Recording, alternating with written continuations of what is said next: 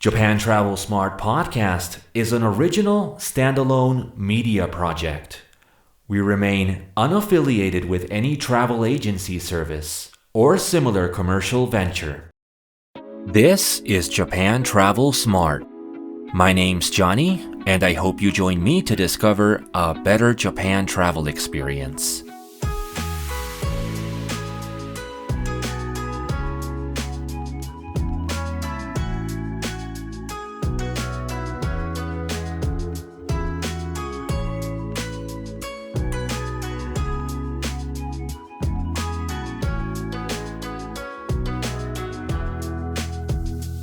Welcome back to Japan Travel Smart. This is your travel companion Johnny, and this is journey number 24, the well-trodden Nara and the hidden Nara. Japan Travel Smart is a bi-weekly podcast all about the joy of travel through Japan, far and wide, from the perspective of a frequent visitor who just can't get enough of the place that does it best. I'm here to spark your curiosity and offer inspiration to experience Japan's overlooked attractions and their charms, to equip you with the tools to better approach the logistics of your trip, and an always fresh perspective on the ever-changing Japan travel landscape. Whether it's your first trip or your 50th, let's uncover the secrets that make Japan a traveler's paradise. Ready for the journey? Let's go! The Kansai region of Japan really does have much going for it. We have the location of a vibrant, sprawling megacity, Osaka, along with the heritage of the most prominent ancient capitals that have been in Japan, filled with historic and architectural marvels. Even though I do tire of cliched statements about seamlessly blending tradition and modernity, the assessment rings true as can be for the Kansai region. Nara, along with Kyoto, are the preeminent historic centerpieces of the region and the country. With this context provided, we ought to underline that Nara should never be considered as some kind of addendum to Kyoto. With its own priceless historical distinction, the city and the prefecture are a completely legitimate product and wholly unique in their own right. Furthermore, we want to bring your attention to our very own distinction between a well-trodden Nara and a much more intimate Nara, a secret Nara, if you will. We are going to be sure to take the time to go beyond the version of Nara that the vast majority of its visitors experience, as if to provide clear differentiation between Naras for tourism purposes. So by the end of this episode, you might be motivated to obtain more than just a surface-level exposure to the prominence of Nanto, the ancient southern capital of Nara.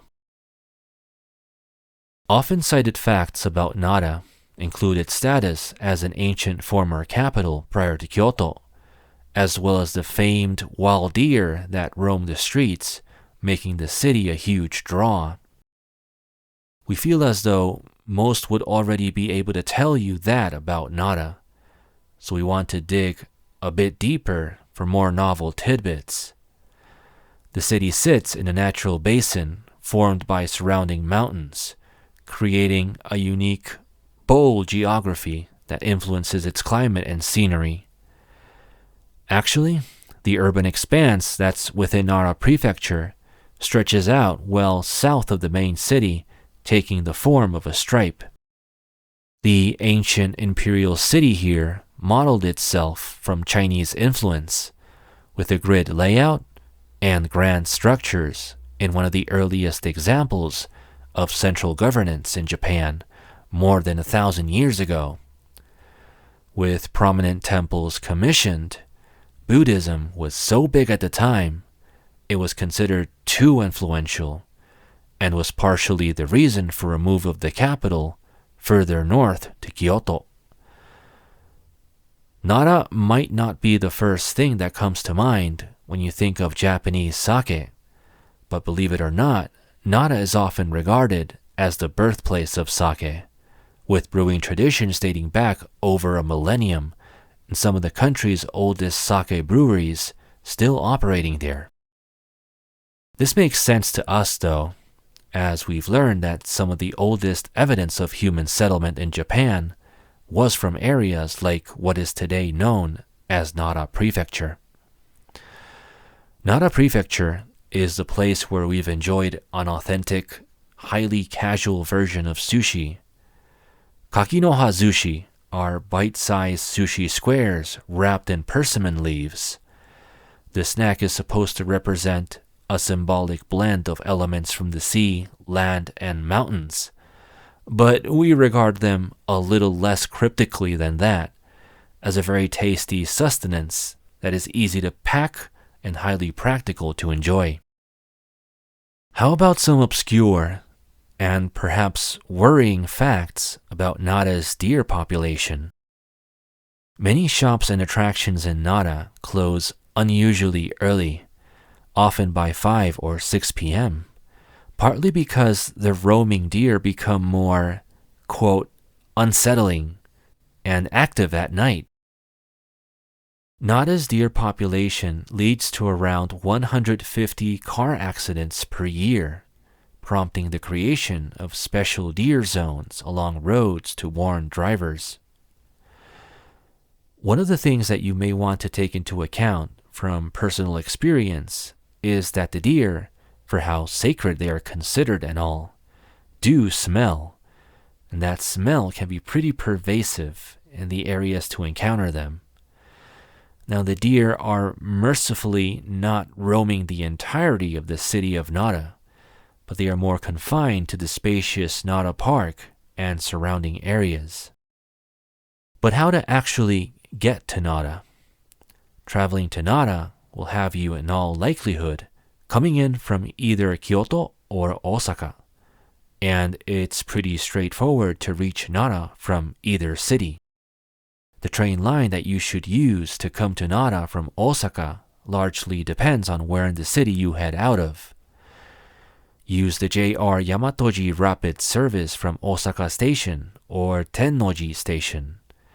If you're around the transit hub of Namba, you also have the option of taking the Kintetsu line, with the advantage that Kintetsu Station in Nara takes you right at the cusp of the city's major sightseeing spots. As for coming in from Kyoto, you can take the JR Miyakoji line from Kyoto Station, but if you're near the station's Hachijo exit, you should use the Kintetsu line instead. So you have options, but Nara is really where Kintetsu stakes out its turf, and their limited express trains are considered the preferred way to head deep into Nara Prefecture and beyond Nara. For getting around the city of Nara itself, a popular option with tourists enables making a circuit of the Nara Park area. This is via the Guruto City Loop Bus. But for reaching other key areas in the city, including World Heritage Temple sites, standard city bus routes need to be considered. Refer to real-time transit information from your preferred Maps application. Now, let's talk about what goes on around what we consider the well-trodden Nara. Nara's most visited sites are all concentrated on the east side of town, in and around the space known as Nara Park. This is where you'll encounter all of the famed deer, along with scores of visitors. We've got a few details to consider for coexistence with the deer, because there's over 1,200 of them roaming freely in this area. They're considered treasures just as much as the surrounding structures, and they're generally tame due to centuries of human interaction. However, you should always keep in mind that they're still wild animals, so approach with respect to ensure the safety of everyone and everything involved. Mistakes are often made when it comes to feeding them, so we're providing advice that can prevent you from getting bit, swarmed, or tackled. You should only feed them with shiya senbei. These are deer crackers. They're available to purchase on site, You want to be sure to buy them out of the deer's sight if possible, then hide them in your bag until you're ready to feed. You should take them out one by one, not holding the entire stack openly, as deer can spot them from afar and crowd you aggressively. If you bow to the deer at first, they will often bow back to you as a learned behavior.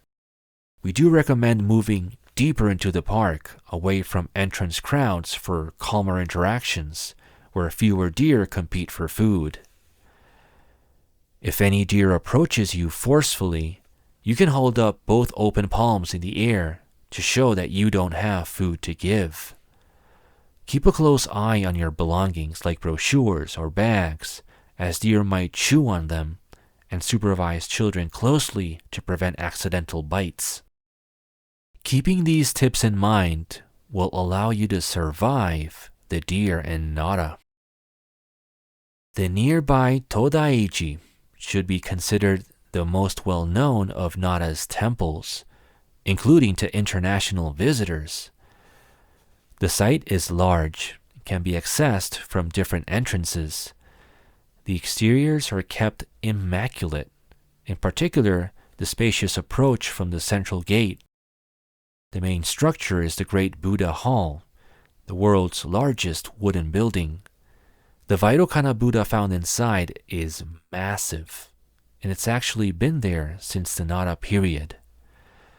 This temple is especially well known due to a tight crawling space at the base of a pillar that visitors can have a go at passing through for good fortune.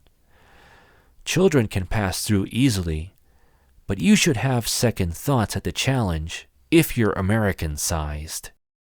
So try your best not to have the fire department called on you.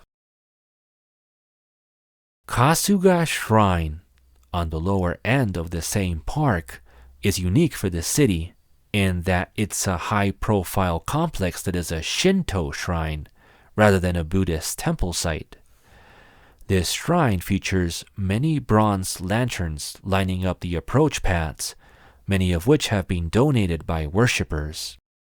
By the way, if you weren't already aware, temples in Japan often charge admission, while shrines are typically free to enter. In the case of Kasuga Taisha, there's an inner cloister which is a paid area, offering close-up views of these hanging lanterns. However, you can get pretty good shots of them from other angles.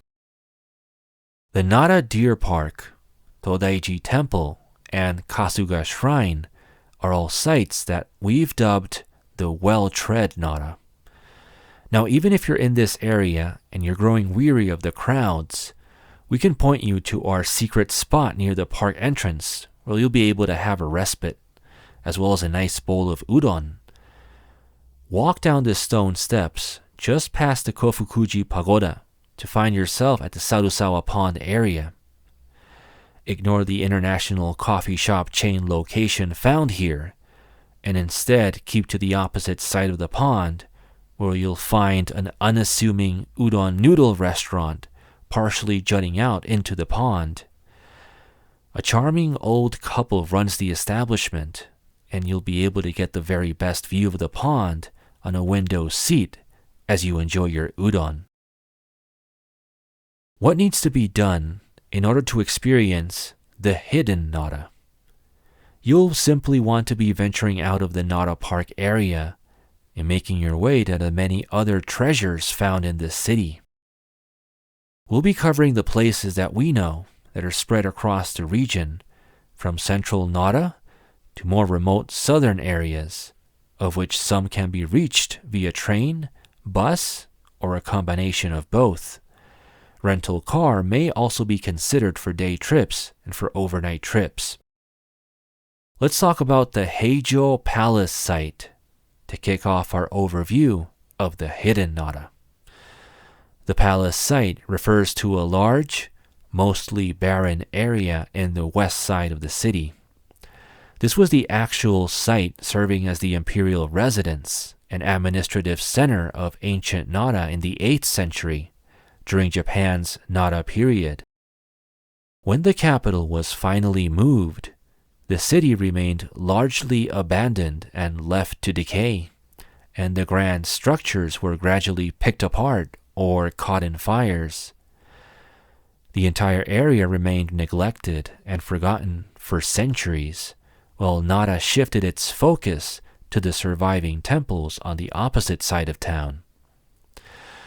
This long-term neglect leaves us contemplating a desolate and open feel for the area today, especially since more contemporary times, this whole area wasn't ever urbanized or repurposed in order to be able to preserve potential underground artifacts, which include foundations and wooden tablets which could give more insight into life in the 700s.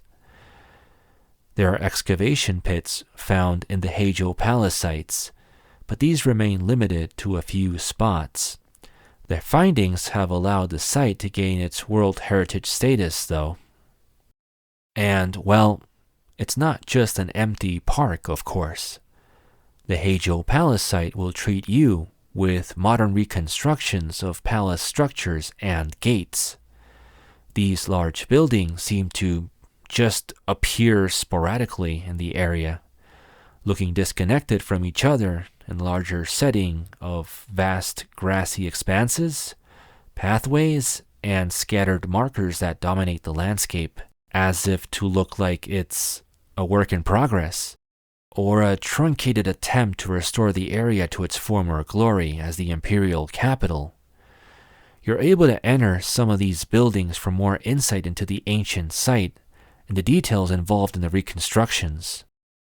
The Heijo Palace site really is a fascinating place. Contemplative and truly peaceful. You'll mostly spot locals enjoying the open space as they would any other park.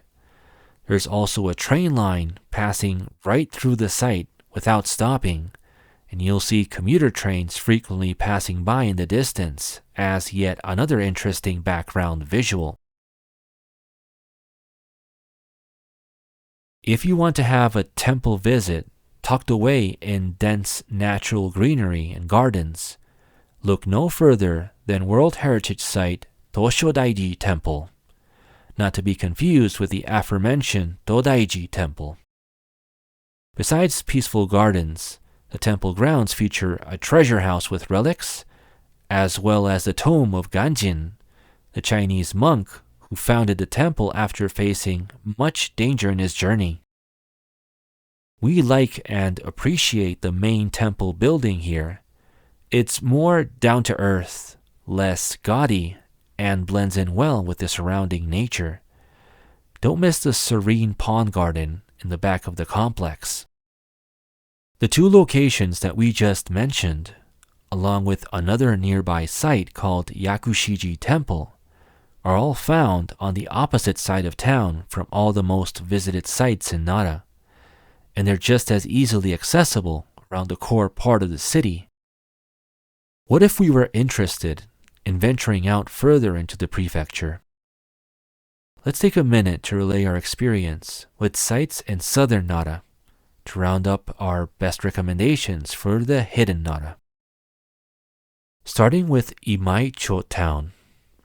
This is one of those preserved merchant districts like others that are found around Japan, featuring white-walled storehouses, traditional houses, and quiet streets to make you think of old Japan.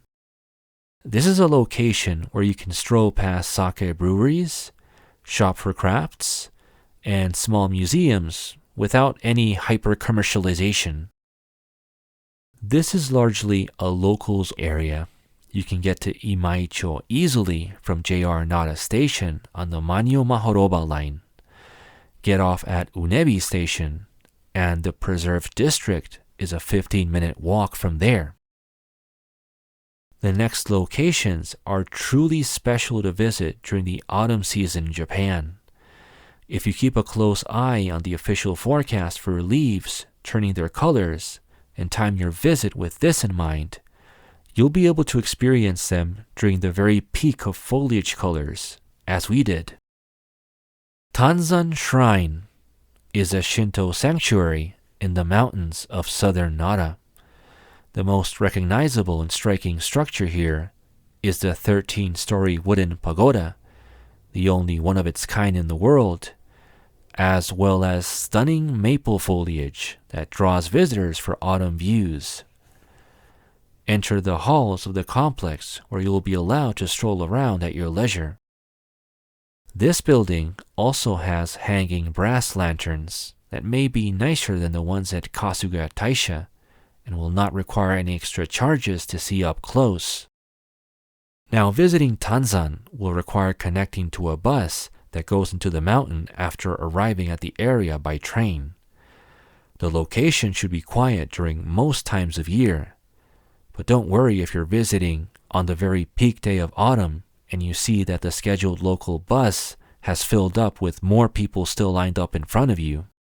They will send extra bus services to Tanzan as needed. Under these circumstances, it was certainly crowded, but Tanzan is where we got our best ever shots of autumn foliage in a Japanese sanctuary. For those of you who know the city of Kyoto, you can probably point to Kiyomizu-dera as its top temple attraction, with its centerpiece being its main stage and drop. Now, what if you wanted to have the very experience of Kiyomizu-dera, but instead of being shoulder to shoulder with tourists, you basically have the place all to yourself? In that case, you should really want to see Hasedera Temple in Inner Nara, the head temple of the Buzan sect of Shingon Buddhism, affectionately known as the Temple of Flowers for its seasonal blooms placed at the temple's ascending steps, also featuring a 399-step covered staircase lined with lanterns leading to the main hall with, and I don't say this lightly, an impressive 11-faced Kannon statue. Also great to visit for sweeping autumn views, I would say the open-air stage here at Hasedera is even cooler than the one at Kiyomizu because it is literally leaning over as if it'll give way, and it feels like you might actually lose your balance and fall off. The rest of the temple is sprawling with steps going every which direction.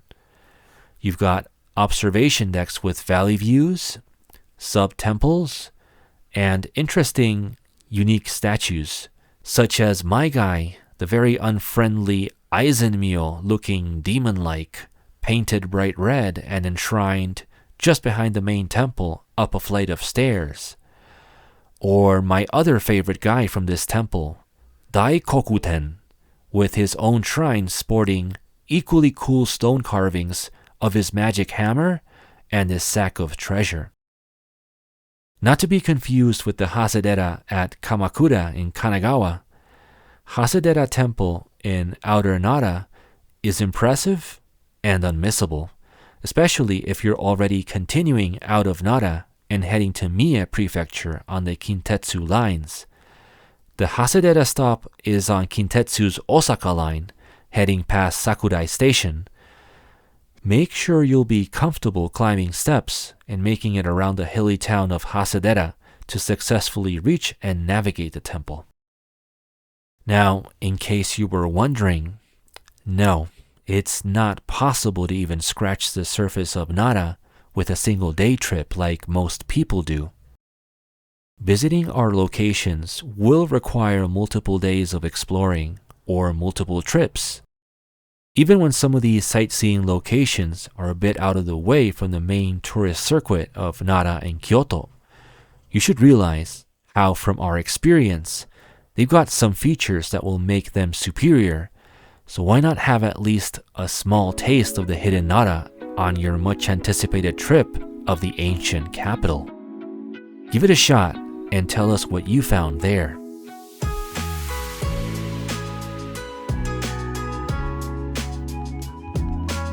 To make things easy for everyone, remember that all locations mentioned on this episode are listed in the show notes.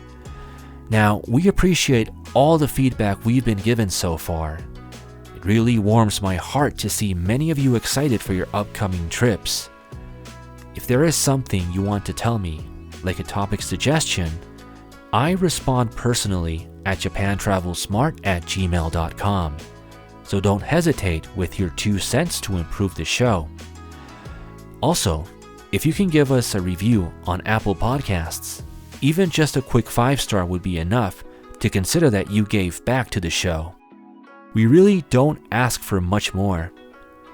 My name's Johnny, and I'm signing off with your reminder to, above all, be smart, and everything else will fall in place.